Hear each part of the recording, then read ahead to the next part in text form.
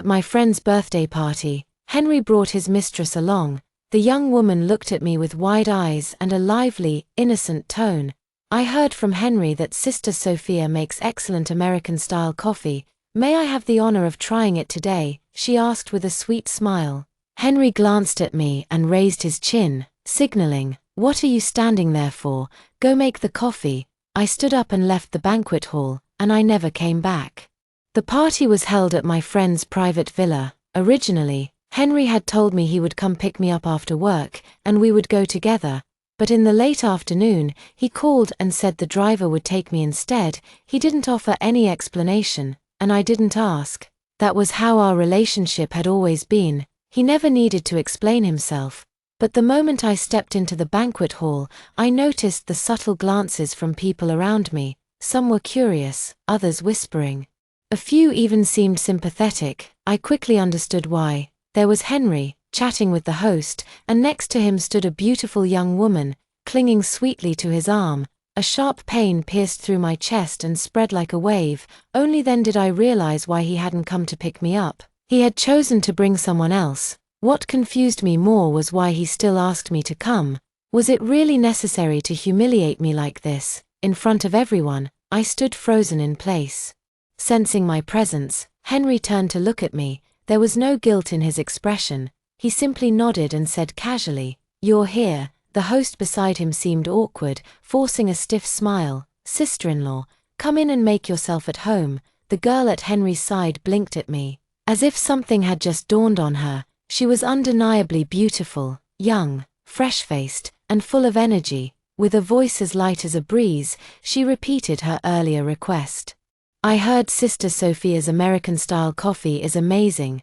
Could I try it today?" My chest tightened. I felt my fingernails digging into my palms. Henry looked unconcerned as he turned to the host and asked, "Do you have a coffee maker at home?" The host hesitated, his breath quickening. He wiped the sweat from his forehead and forced a reply. "Yes, it's in the tea room over there." Henry tilted his chin toward me again. "What are you standing there for? Go make the coffee." For a moment, the entire hall fell silent. The lively atmosphere vanished. People lowered their heads and stole glances at me from the corners of their eyes. I met Henry's mocking gaze. After a brief pause, I turned and walked toward the edge of the hall. "Hurry up," Henry added behind me. I didn't respond. I didn't stop. I wasn't going to the tea room. I had been to this villa once before with Henry, so I roughly knew the layout. I walked through the tea room, opened the back door, and stepped into the garden. Following a winding path, I found the side gate of the villa and slipped out. The driver who had dropped me off was long gone. I opened a ride-hailing app and requested a car. Soon after, the driver called. He said he had been to this area before, and outside vehicles were not allowed to enter. He asked if I could walk to the main gate. I said I could. This villa complex was enormous. After a while, my feet started to ache in the high heels. I took them off and carried them in my hands. Walking barefoot, the tiny stones on the ground poked my soles, sending small jabs of pain. But strangely, I felt light. I even started to run. As I moved forward, the scenery flew past me, just like fragments of the past growing more and more distant. I felt the weight on me slowly lifting. As if invisible shackles were falling away, my body became lighter, and so did my heart. By the time I reached the main gate, I was barefoot, my hair a mess, my appearance a bit of a wreck. But when I saw the waiting car, I smiled. The headlights were bright and harsh, but they pierced through the darkness that had surrounded me for years. In that moment, something inside me cleared. It felt like the fog had finally lifted. As soon as I got home, Henry called, "How long does it take to make a cup of coffee?" "I never said I would make coffee for you," I answered. "Besides, I'm already home." There was a pause, then a bitter laugh on the other end. "Sophia, have you grown bolder?" I could not be bothered to say more. I hung up. Back in the bedroom, I began packing my things. Henry's villa was huge, with over a dozen rooms on both floors. But the space that belonged to me was just half a bed and one section of a wardrobe, aside from the glamorous dresses he bought for parties. I owned very few clothes of my own. It took me over an hour to pack everything into 2 suitcases, one large, one small. That night, I left. Henry did not come back, and he did not call either. The next day was Sunday, the day I usually met Lucas. As always, I went downstairs early in the morning and waited in the living room. By a little after 9, my mother-in-law still had not brought Lucas over. Feeling uneasy, I called the old house. The servant answered the phone and stammered. The master came in the morning and said he was taking the young master to the amusement park. I hung up the phone with a bitter smile. Henry was punishing me for not being obedient the day before. He always knew how to control me. Lucas was the child I had given birth to after a difficult labor. He meant the world to me. I only got to see him once a week, and I treasured every moment of that day. But if I ever did something that displeased Henry, even slightly, he would use Lucas to get back at me. He would keep him away until I gave in and apologized. I took a deep breath, braced myself, and dialed Henry's number. It rang twice, then he hung up. I called again. But his phone was already turned off. After thinking for a moment, I tried Lucas's phone watch. I did not expect it to go through, but to my surprise, it did. "Hello, Mom," came his childish voice. My heart immediately softened. "Lucas, when will you be back? Mom is waiting for you at the old house." "I don't want to go back, I want to ride the carousel," he said flatly. "But we haven't seen each other in a week," I said gently. "Mom misses you so much. Don't you miss Mom?" "No," he replied without hesitation. I forced a smile. "It's okay, you can play first. Mom will wait for you. I'm not going back. Dad said he's going to take me to sleep in a tent and watch fireflies tonight." Before I could say anything else, he hung up in a hurry. I sat there for a while, then quietly carried my suitcase out the door. Originally, I had hoped to see Lucas before I left, but it seemed like he did not want to see me at all. Maybe our bond as mother and son was never strong to begin with. Looking around, I realized there was nothing and no one in Henry's house that I truly could not part with. Perhaps it was a good thing that I could leave freely. In the eyes of outsiders, I was Henry's lawfully wedded wife. We had a grand wedding, complete with flowers and applause, but only Henry's family and I knew the truth. Strictly speaking, we were not legally married. We never registered our marriage. Back then, my grandmother was seriously ill. She was deeply worried about me. Since I had not yet graduated and had no one to rely on, she used the favor my grandfather had once done for the Henry family to pressure their eldest son into marrying me, Henry's grandfather, for the sake of the family's reputation. Reluctantly agreed, fearing they might go back on their word. My grandmother insisted we hold the wedding as soon as I graduated. I tried to reassure her, told her that I could live on my own, that I did not need to marry into the Henry family, but she was terrified of leaving me alone in the world. She was determined to see me settled before she died. "Sophia, I will not rest in peace unless I know your future is secure," she told me with firm conviction. I had no choice. The Henry family never truly accepted me. Before the wedding, Henry's mother pulled me aside and made a demand. I could only get the marriage certificate after giving birth to a child. I thought about it and agreed. At the time, I believed the marriage was just to give my grandmother peace of mind. It did not matter if we had a certificate or not. "Don't tell your grandmother," Henry's mother warned. "Her condition is too fragile to handle any stress." I thought it was just a formality. As long as my grandmother was satisfied, that was enough. After she passed away, I could leave. But I had not expected to fall in love with Henry during the first year of our marriage. He was so good to me in the beginning. I had just graduated and was still looking for a job when he arranged for me to work in the general manager's office of the Henry Group. Every morning, he drove me to the company. Every evening, he waited for me so we could leave together, in front of our co-workers. He would gently hold my hand. People around us would joke that I must have saved the galaxy in a past life to deserve such a perfect and loving man. When my grandmother was hospitalized, Henry took care of everything. One time, when she was in critical condition and sent to the ICU, he stayed up all night by my side, comforting me without complaint. And Henry himself was truly remarkable. In the company, he was confident, decisive, and capable. Watching him handle work with such ease and authority, it was hard not to admire him. It is natural for people to be drawn to strength, and I was no exception. Spending every day with someone like him, I could not help but fall for him. When I found out I was pregnant, I was thrilled. I told Henry immediately. And I could tell he was happy too, but the next moment, he asked me to quit my job and stay at home to focus on the pregnancy. I had always been gentle and accommodating. I did not know how to argue or resist. Combined with my admiration for him, I subconsciously agreed. By the way, Henry, I asked him, when are we going to get the marriage certificate? The baby will need to be registered for household records. When the baby is born, I asked, looking at him. He stared at me for a few seconds, his face unreadable. Finally, he replied indifferently, let's talk about it later. As I watched him walk away, a wave of unease rose in my chest. Something felt off. But I could not quite tell what it was. My instincts were right. Throughout my pregnancy, Henry grew more distant. In the later months, he often stayed out all night and barely came home. When I went into labor, it was long and painful. I spent the entire night in the hospital, enduring everything alone. He showed up just before dawn, moments before the baby was born. Not long after my recovery period ended, my grandmother passed away. I had a strong feeling she had been holding on, waiting to see my baby arrive safely into this world.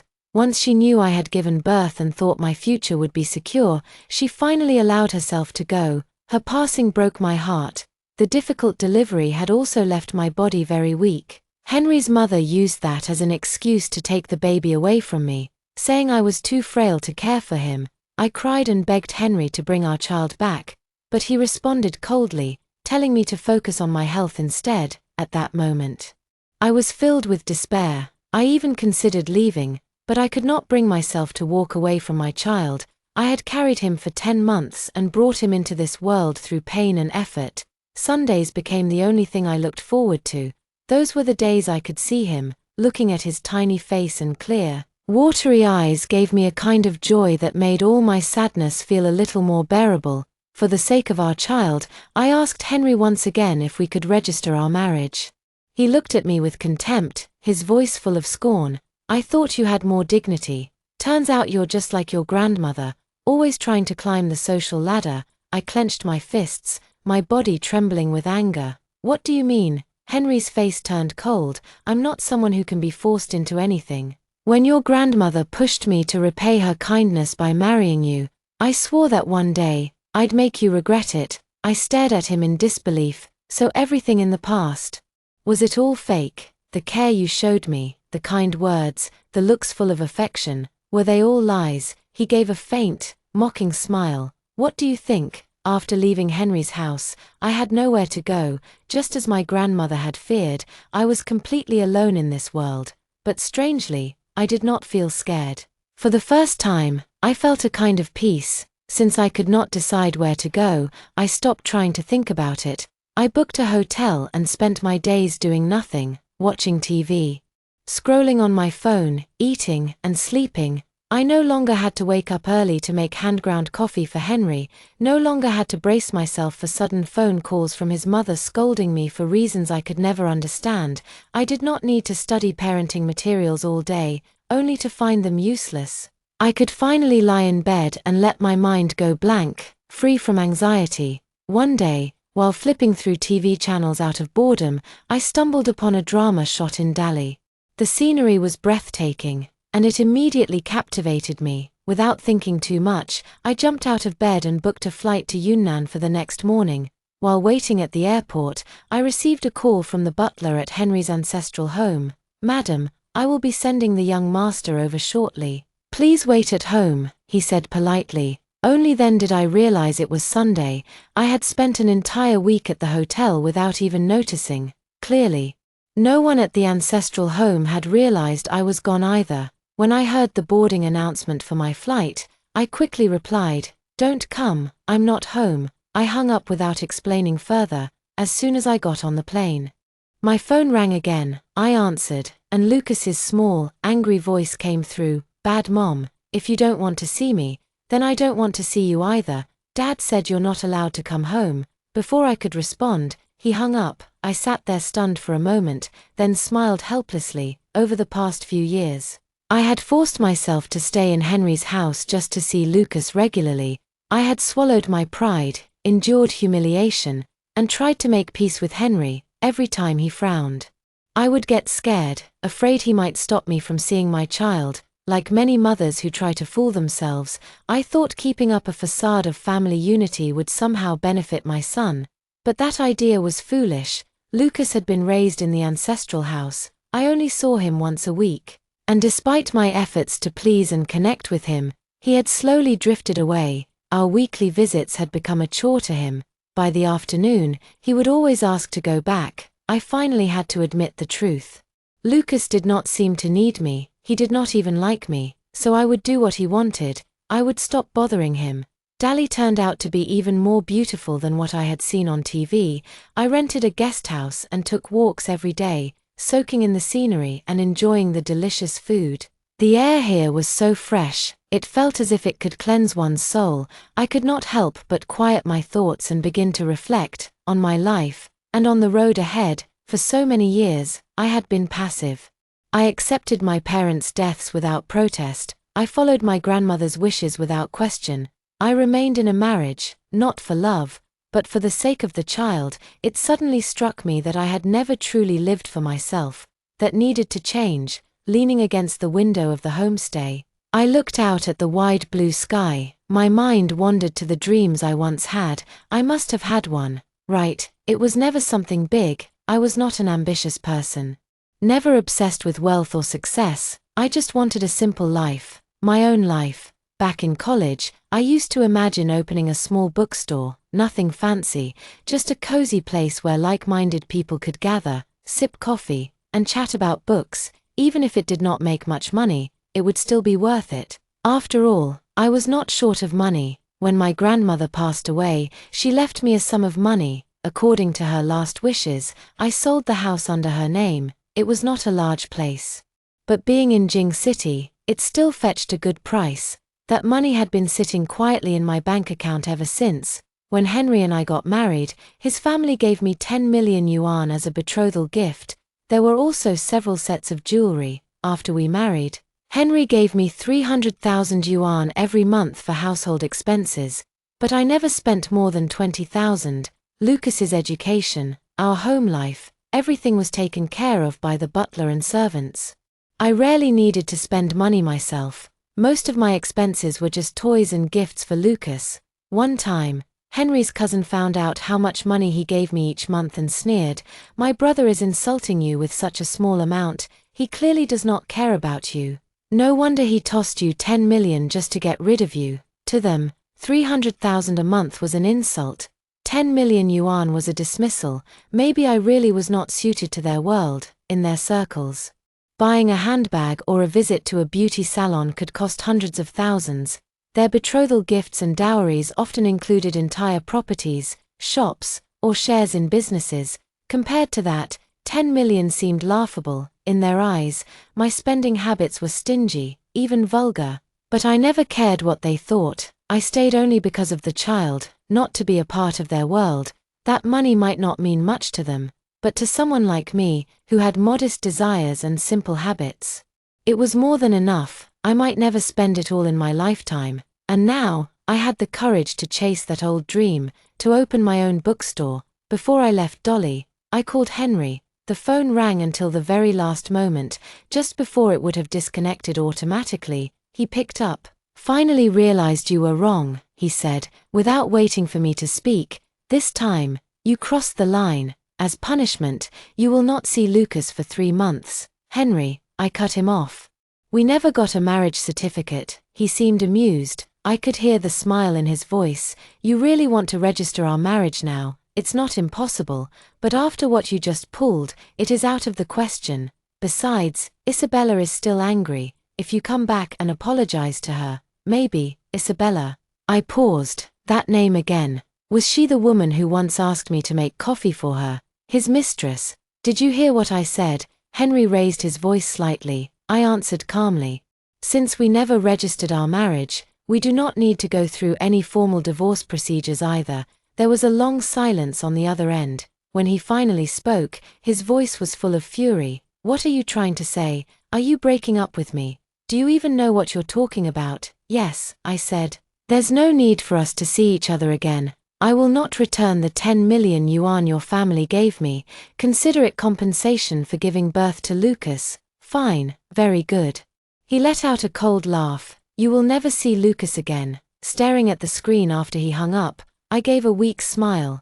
The child I carried and delivered with so much pain had turned into a weapon, a tool he used to control and punish me. For the sake of that child, I had compromised again and again, swallowing my pride, doing everything his way. Yet the child remained distant from me, showed no affection, no warmth. That was what gave me the strength to walk away. I returned to a small town in the south, the same place where I once lived as a child. Before my parents passed away, the three of us had lived here together. My mother had grown up in Jing City, but when she wanted to marry and move to this quiet town, my grandmother had objected at first. Later, she was deeply moved by my father's character, so my grandmother still allowed my mother to marry him. My mother often said that although she grew up in Jing City, she never liked the dry air there. She much preferred the small southern town, where the warmth and humidity made everything feel gentle and comfortable. I always felt the same way. I must have inherited that part of her. Even though I later moved to Jing City and lived there for many years, I never truly adapted to it. Deep down, I still longed for the little town where I was born. So when I started thinking about settling down, this place naturally came to mind. The house where I grew up had already been sold, and I spent quite a long time searching before I finally chose a small home with a yard in the old part of town. There was a room at the front of the yard that used to face the street and had been used as a small shop.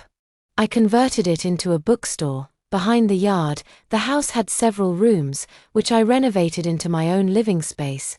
There was a living room, a bedroom, a kitchen, a dining area, and a bathroom, everything I needed. In the yard, I planted all kinds of flowers and greenery. The newly renovated home turned out just as lovely as I had imagined. On a sunny and mild day, I moved in and held a small opening ceremony for the bookstore. As I had expected, business was not particularly good. Occasionally, some nearby students would stop by to read, but most of the time, the store was very quiet. I did not mind. The peace allowed me to sit behind the counter and focus on writing.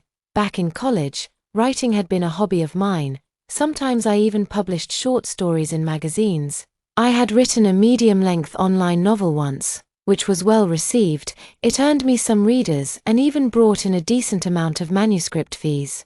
My plan back then was to work at a magazine or a publishing house after graduation, writing novels on the side, but after I graduated, I joined Henry's company at his request. I married him, had a child, and slowly gave up writing altogether. Now, I want to pick up that passion again. I want to do what I love and live a life that feels right to me. One day, I was sitting in the bookstore typing when it suddenly began to rain heavily. The raindrops splashed against the window panes. And before long, a large puddle formed at the doorway. A tall, bright-looking young man rode up on a shared bicycle. He quickly parked it, jumped off, and ran over, holding something in his arms that he had taken from the basket. "Boss, can I take shelter here from the rain?" he called out from under the eaves. His head lowered as he wiped the item in his hands. "Of course, come in," I replied with a smile. "No, I'm all wet. I don't want to dirty your floor," he said, glancing up and wiping the rain from his forehead with his sleeve. The moment he looked up, he froze. I saw his face clearly too, and I could not help but think how strikingly handsome he was. He was not the usual kind of fair and delicate. Instead, he had tanned skin, defined features, thick eyebrows, and bright eyes. His appearance had a strong, masculine charm. After a few seconds, he seemed to snap out of it. His expression turned into one of pleasant surprise. "Sophia, when did you come back?"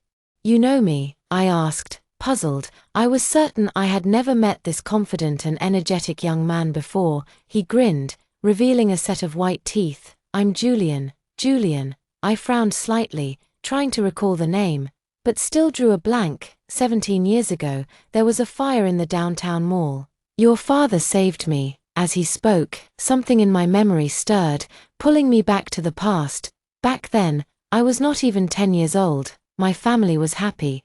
My parents loved each other deeply, and they both doted on me. But when I turned 10, everything shattered like a soap bubble. My father was a firefighter. During a major fire in the downtown mall, he and his team rushed in to rescue the people trapped inside. Everyone in the building was saved that day, but my father, along with another firefighter, lost their lives in the blaze. Soon after the funeral, my mother, still in a daze from grief, was hit by a truck while riding an electric bike. She died on the spot. Just like that, I became an orphan. Later, my grandmother came to take me to Jing City. Not long after I moved in with her, my grandfather also passed away. I sank into a deep sense of self-blame. I began to wonder if I was like the characters in television dramas. Someone born under an unlucky star who brought misfortune to those around them. First my parents, then my grandfather. Because of that guilt, I became withdrawn, timid, and gloomy. Although my grandmother noticed something was wrong and eventually took me to see a psychologist, the fear and insecurity had already taken root in me. Julian's words brought me back to the present. If it weren't for saving us, your father would still be, he said softly. It's all right, I said sincerely. That was my father's duty. There was a time when I resented him in my heart. Why did he have to save those people? Why did he leave me and my mother behind?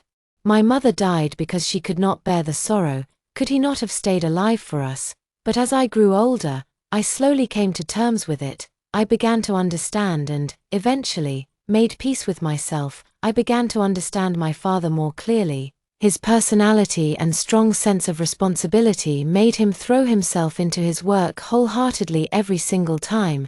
That was also what my mother had fallen in love with in the beginning. He had always been that kind of person. He took pride in his work and his eyes lit up whenever he talked about it. I no longer blame him for the way he was. In fact, I should be proud of what he did too. Oh, by the way, take a look at this. Do you remember it? Julian held up a small ceramic flower pot. I took it from him, surprised. Wait, is this mine? The moment I saw the flower pot, memories came flooding back. My father had taken me to a pottery workshop when I was a child, and we had made it together. At the bottom of the pot, there were 2 crooked letters spelling out my name, written by my own tiny hand, Sophia.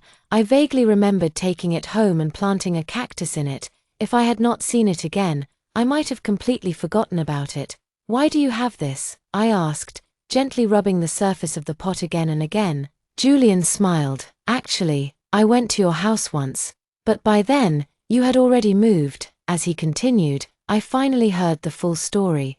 After being rescued in the mall by that tall firefighter, he had stayed conscious. Although the man wore a mask and Julian couldn't see his face clearly, he remembered someone nearby calling him Maine. After Julian recovered, he went to the fire station with his parents to thank the firefighter who saved him. They brought a silk banner as a token of gratitude.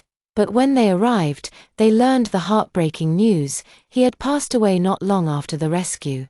His entire family was devastated. Later, they heard that the firefighter's wife had also died in an accident, leaving behind only a 10-year-old daughter. After discussing it, Julian's parents decided they wanted to adopt the girl. They even decorated a room at home for her, painting it in soft pink and light yellow, colors little girls usually love. Julian was excited. He thought he was going to have a little sister. But they were too late. The girl had already been taken away by her grandmother. They never got the chance to see her. Julian was heartbroken. He even went to the door of the firefighter's house and cried. It was there, outside the house, that he saw the flower pot sitting in the corner, with a small cactus still growing inside. At the bottom were the letters, Sophia. He knew that must be the name of the little girl. So he picked up the pot and took it home. I had never grown flowers before, he said with a sheepish smile. I took great care of that cactus. But it still died within a week. I laughed. Did you water it every day? How did you know? He laughed too, because I did the same thing. When I first tried growing cacti, I watered them every day and ended up killing quite a few. The one you found in that pot was the one I had kept alive the longest. Really? How long did it survive? 51 days, I said proudly. We both burst into laughter. By the way, why did you bring the pot with you today? I asked. He pointed to a small crack near the base. See this? It was broken. My cat knocked it over.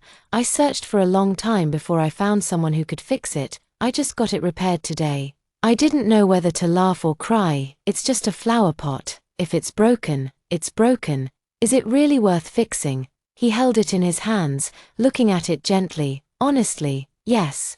It is. As time went on, Julian and I grew closer. After finishing work, he would rush to my bookstore and help out, assisting customers and cleaning up. Every time he walked in, he would say with a smile, "The great writer can focus on creating. Just leave the store to me." I was surprised when I found out he was a firefighter. I was saved by a firefighter once. I told him, ever since then, I dreamed of becoming one myself when I grew up. I am really lucky I got to fulfill that dream.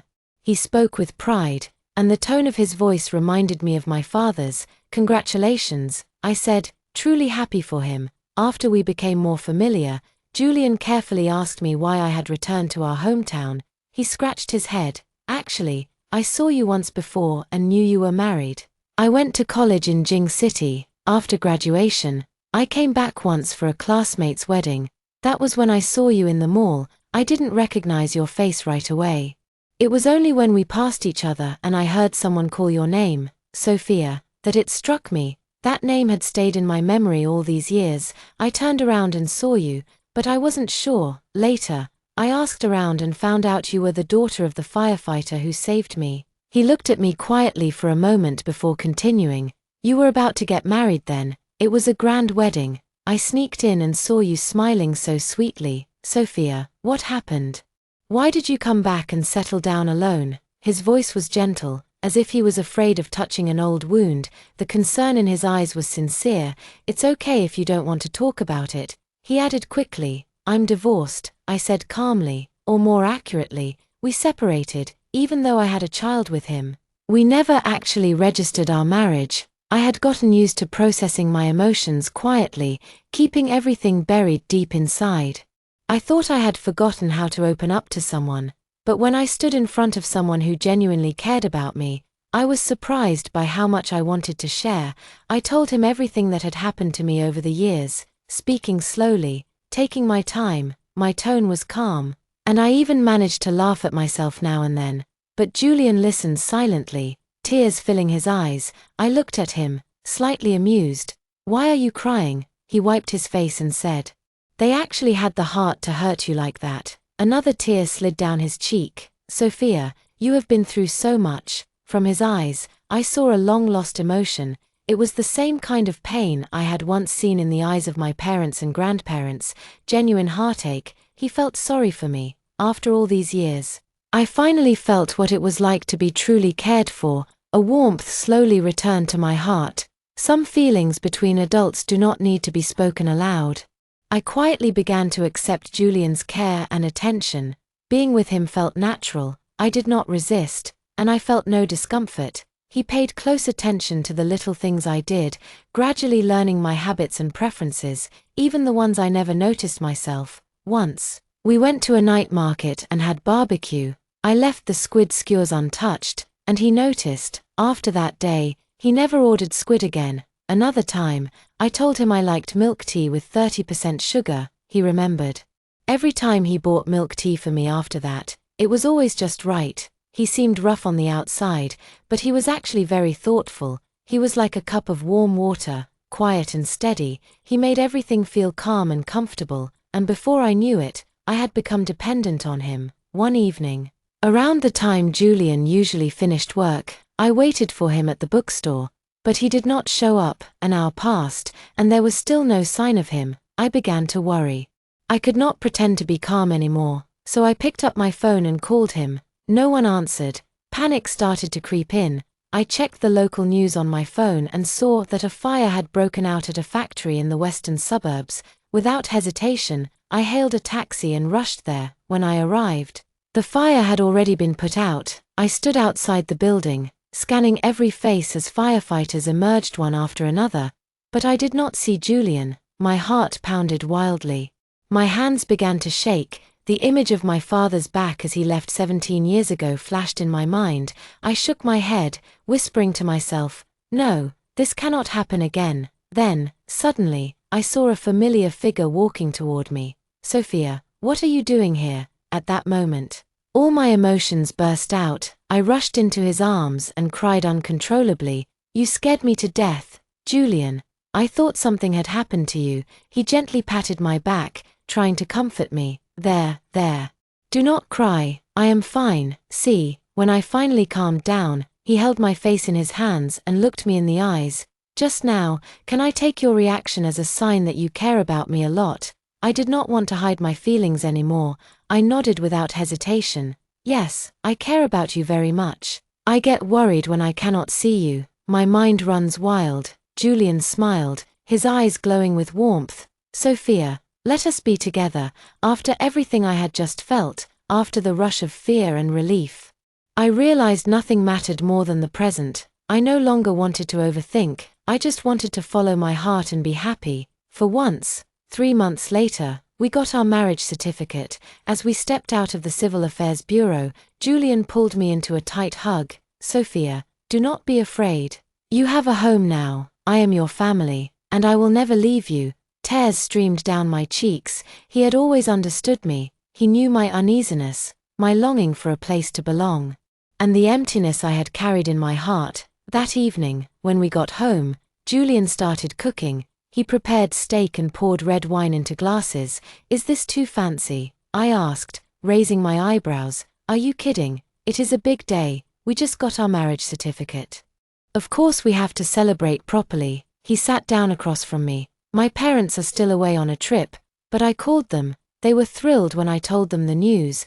They said that once they return, they will help us prepare the wedding. They promised they will not let you feel wronged." He continued with a warm smile. 2 years ago, with the help of my parents, I saved up and bought a small house. It is the one you visited before. It is not big, but it is fully paid off.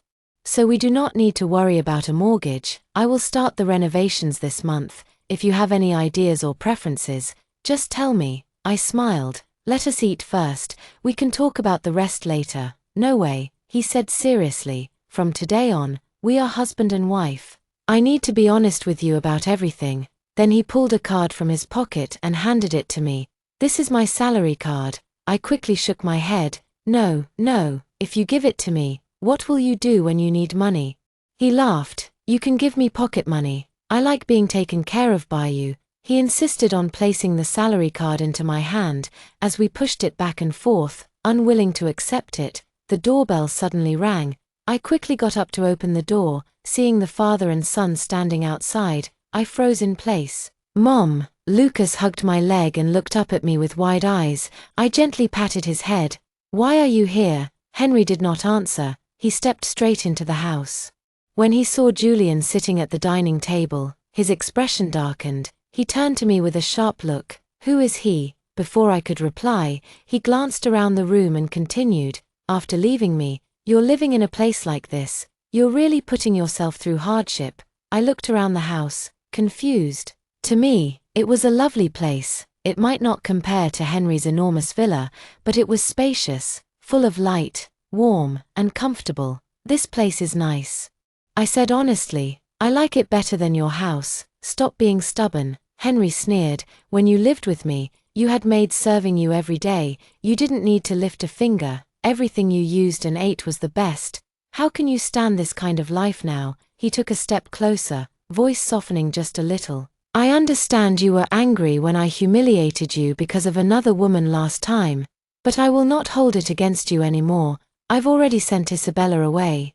I came to pick you up myself. Do not make this harder than it has to be. This is your last chance. I know you've always wanted to get the marriage certificate. I'm willing now. So in the future, no need." I cut him off firmly. I was tired of seeing that smug look on his face. "I'm not going back. This is my home. Also, I'm already married. Please stop bothering me." Henry's calm expression finally cracked. His pupils trembled. "What did you just say?" he asked, his voice low. Julian stepped forward, took my hand, and stood steady. "Sir, today is a special day for Sophia and me. I'll overlook your rude words, but please leave our home now." A flicker of confusion crossed Henry's face. "What special day?" Julian replied calmly. "We registered our marriage today. We are now a legally married couple. So Henry, please leave. I will never return to Jing City again." Henry was silent for a long time before he finally spoke. "This joke is not funny, I'm not joking." I said, "I'm married." Lucas suddenly ran over and clung to my leg, tears welling in his eyes. "Mom, do you not want me anymore?" I knelt down to his level and tried to speak gently. "Lucas, even if Mom cannot stay by your side, I will always love you. If you miss me, you can video call anytime. And during school holidays, you can come visit me." Even though Lucas had never been close to me and had said many hurtful things, I never blamed him. He was just 3 years old. What could he understand? We had been separated since he was born and only met once a week. There was hardly any time to build a strong bond. It was no surprise that he was distant. Maybe the connection between us as mother and son was just too shallow. Lucas looked at me and nodded slightly, as if he only half understood. The day before our wedding, Henry appeared again. He stood outside the bookstore with a serious expression.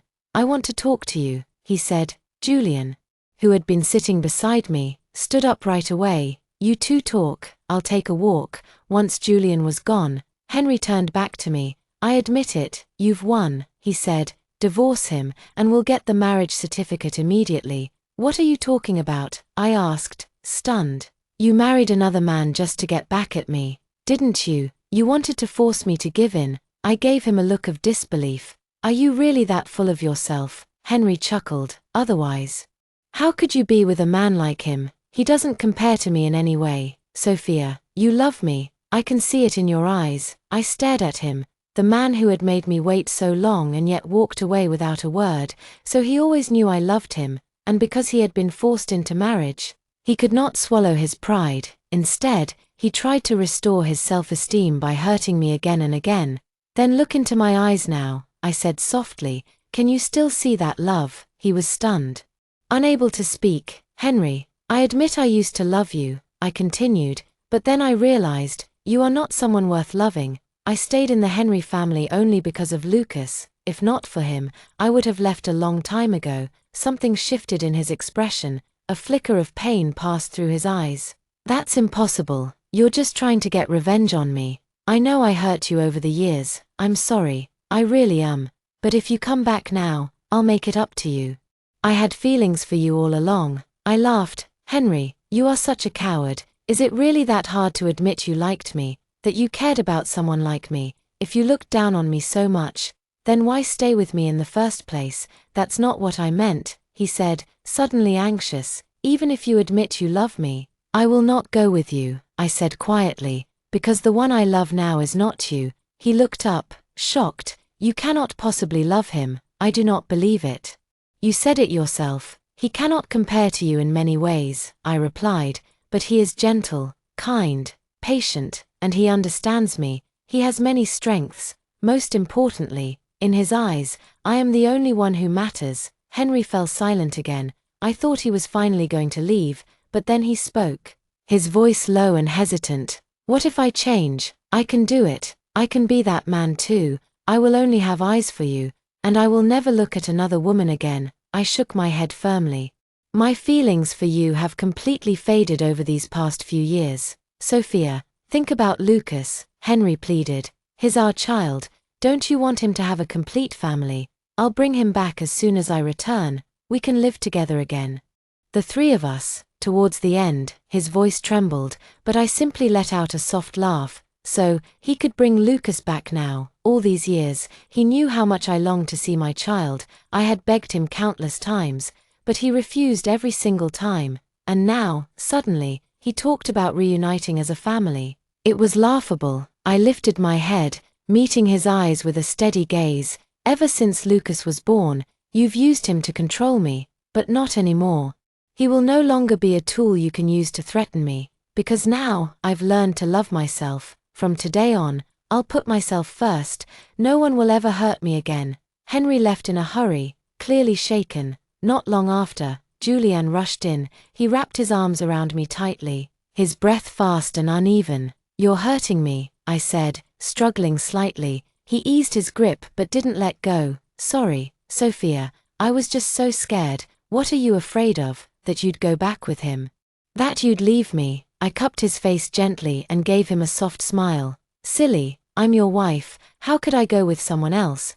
But, you haven't told me that you love. I placed a finger over his lips. Sure, what's tomorrow? Our wedding, he said quickly. Exactly. Don't you want to hear my confession at the ceremony? He nodded eagerly. Right, I almost forgot. I still need to go over the wedding schedule with the host. Tomorrow is such an important day, everything has to go perfectly. Oh no, what if I forget my lines because I'm too nervous? He started pacing around the room, clearly anxious. I won't keep you, I said with a smile.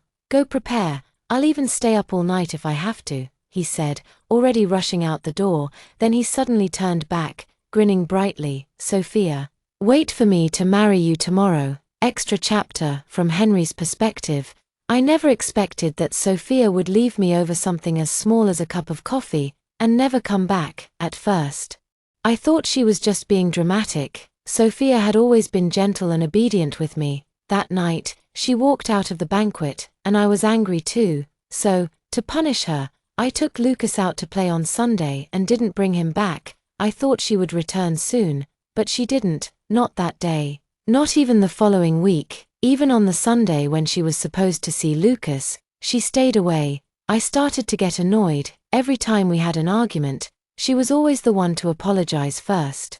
I just wanted to see how long she could keep this up. Then, one day, my phone rang. Her name appeared on the screen. My hand moved to answer right away, but I hesitated. I didn't want to seem too eager, so I waited until the last second before picking up. I wanted to ask her where she had been, how she was doing. But what came out of my mouth was, realized your mistake, and then I added something cruel, telling her she wouldn't be allowed to see Lucas for 3 months. I didn't really mean it. I just wanted to scare her a little, so she wouldn't think she could walk out so easily again. When she calmly said, we never registered our marriage, the corners of my mouth lifted slightly. So, this was about making it official. I had expected this conversation eventually. I still refused, partly to tease her. Maybe I had gotten used to her always giving in. Maybe I thought I was always the one in control. I wanted her to come back. But I stubbornly said she needed to apologize to Isabella.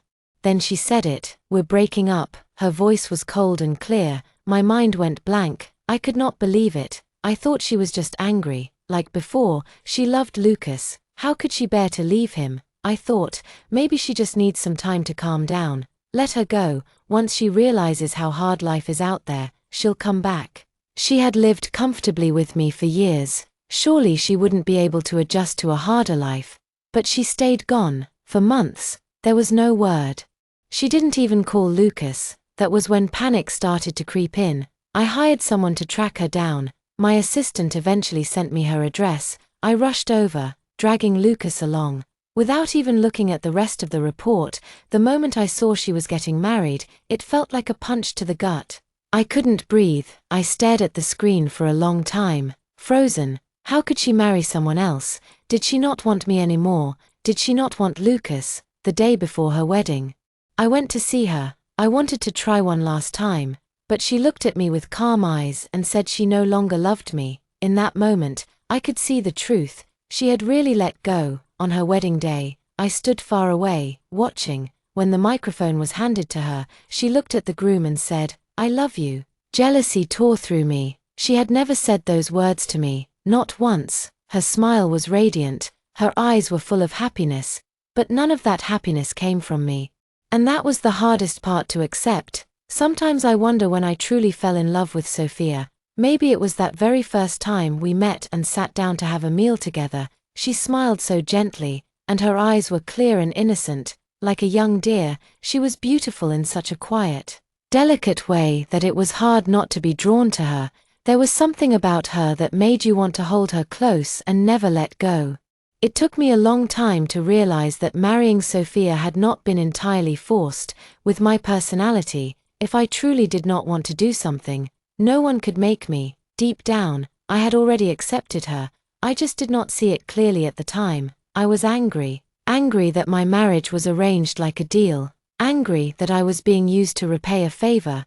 And Sophia, being young and inexperienced in love, was too simple, too easy to fool. After we got married, I went out of my way to be good to her. I was thoughtful, attentive, and made sure to care for her in every possible way, and just as I had expected, not long after, I saw admiration and love growing in her eyes. When she became pregnant, I began to pull away from her. Little by little, I created distance. That was my form of revenge. Ever since I was a child, no one had ever dared to force me into anything. Her grandmother was the first, and since I could not fight back against her, I took it out on Sophia. After the baby was born, she brought up the idea of getting a marriage certificate again.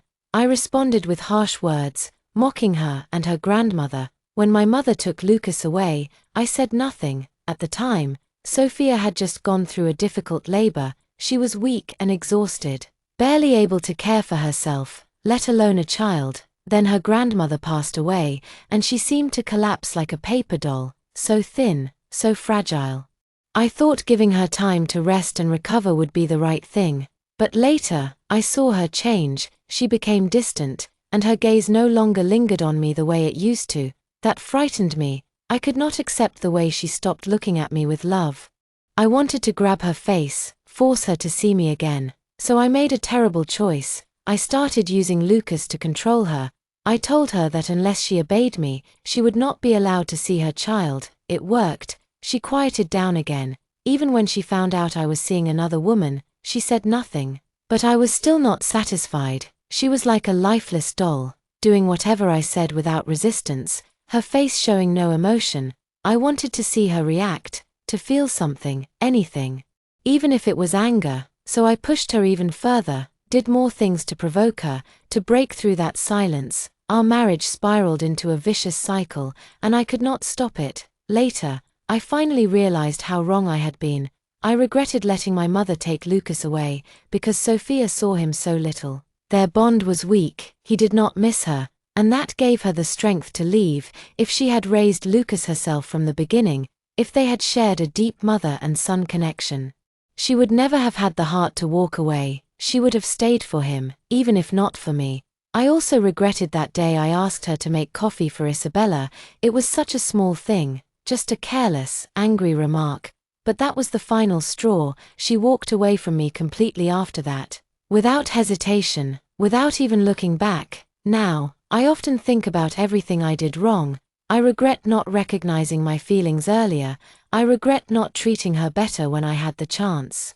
Why did I always demand that she apologize, that she lower her head? Why did I keep pushing her, forcing her again and again? What foolish things I have done. I am a man, yet I failed to protect her. I hurt her, over and over, until she could no longer bear it. In the end, she was full of despair. I think I will spend the rest of my life trapped in regret. These regrets will eat away at me, day and night. They will leave me sleepless and lost, with a heart full of sorrow. This is my punishment.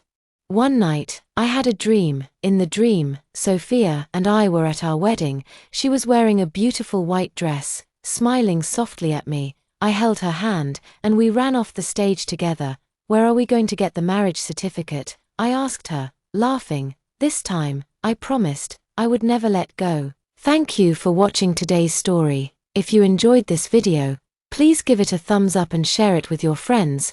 We'd love to hear your thoughts in the comments below. So feel free to share your opinions, and don't forget to subscribe to our channel for more great stories. We'll see you in the next video.